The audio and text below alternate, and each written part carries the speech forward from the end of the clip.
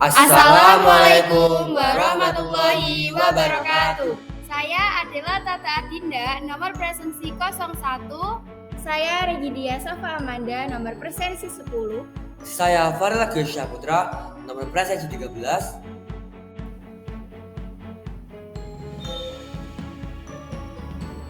Sebelumnya, kami telah melakukan sebuah percobaan dalam kimia, yaitu mengenai daya hantar listrik dalam larutan elektrolit dan non-elektrolit.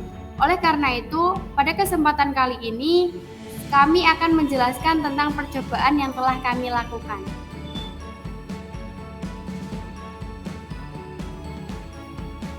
Berikut rumusan masalah. Bagaimana sifat daya hantar listrik pada beberapa larutan asam klorida, natrium klorida, glukosa, natrium hidroksida, serta asam cuka. Adapun tujuan percobaan yaitu untuk mengetahui sifat daya hantar listrik pada kelima larutan tersebut.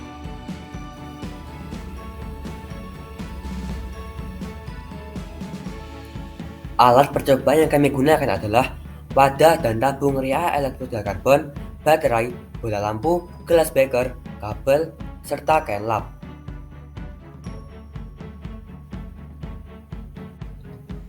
Adapun bahan percobaan yang kami gunakan adalah larutan natrium klorida, larutan natrium hidroksida, larutan glukosa, larutan asam klorida, serta larutan asam asetat. Berikut adalah video percobaan yang telah kami lakukan.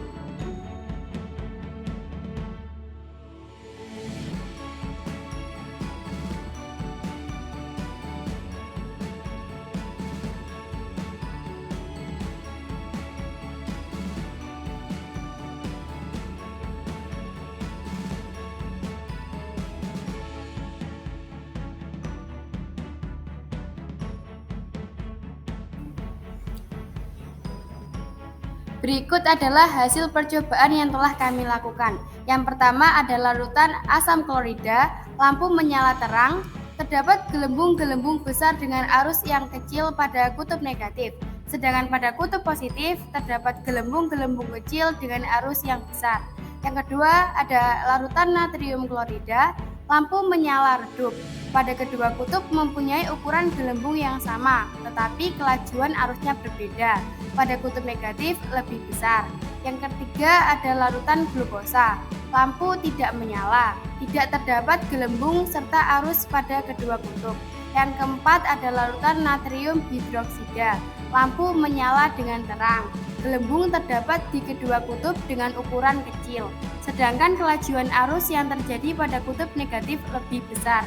Yang kelima ada larutan asam cuka. Lampu tidak menyala. Gelembung hanya terdapat pada kutub negatif dengan ukuran kecil serta kelajuan arusnya kecil. Berikut kami akan menjawab beberapa pertanyaan yang telah disediakan. Pertanyaan pertama adalah, berdasarkan percobaan di atas, larutan dikelompokkan ke dalam elektrolit kuat yang terdiri dari asam klorida, natrium klorida, dan natrium hidroksida, sedangkan elektrolit lemah terdiri dari larutan asam cuka. Dan non-elektrolit yaitu adalah larutan glukosa. Kedua, mengapa larutan natrium hidroksida dapat menghantarkan listrik sedangkan glukosa tidak? Hal itu disebabkan natrium hidroksida dapat menghantarkan listrik karena dapat terionisasi sepenuhnya untuk membentuk ion bebas saat dilarutkan, dan tidak ada molekul netral yang terbentuk dalam larutan. Sedangkan glukosa tidak dapat menghantarkan listrik karena ketika zat dilarutkan tidak dapat menghasilkan ion atau tidak mengalami ionisasi sama sekali. Ketiga, kelompokkan bahan-bahan percobaan ke dalam senyawa ion dan kovalen. Senyawa kovalen yaitu terdiri dari asam klorida, larutan glukosa, serta larutan asam cuka, sedangkan senyawa ion terdiri dari natrium klorida dan natrium hidroksida. Kenapa larutan elektrolit dapat menghantarkan listrik, sedangkan larutan non-elektrolit tidak bisa? Karena pada larutan elektrolit mengalami proses ionisasi yang dapat membentuk ion bebas ketika dilarutkan, serta tidak adanya molekul netral yang membentuk, sehingga dapat menghasilkan arus listrik. Sedangkan pada larutan non-elektrolit tidak mengalami ionisasi, yang mengakibatkan larutan tidak dapat menghantarkan listrik. Berdasarkan dari data pengamatan yang telah kami peroleh, dapat kami simpulkan bahwa yang termasuk ke dalam larutan elektrolit yaitu asam klorida, natrium klorida, serta natrium hidroksida, serta larutan asam asetat karena mengalami sebuah proses, yakni proses ionisasi. Asam klorida, natrium klorida, dan natrium hidroksida termasuk ke dalam elektrolit kuat karena mengalami proses ionisasi yang sempurna. Hal ini dibuktikan dengan adanya gelembung yang banyak serta lampu yang dapat menyala. Larutan asam asetat termasuk ke dalam elektrolit lemah karena mengalami ionisasi yang tidak sempurna. Hal ini dibuktikan dengan adanya gelembung yang sedikit serta lampu yang tidak berhasil untuk menyala. Larutan glukosa termasuk ke dalam larutan non-elektrolit karena tidak mengalami proses ionisasi. Hal ini dibuktikan dengan tidak adanya gelembung serta lampu yang tidak berhasil untuk menyala. Sekian yang dapat kami sampaikan. Terima kasih. Mohon maaf apabila terdapat kesalahan baik dalam pengucapan maupun dalam penyampaian materi.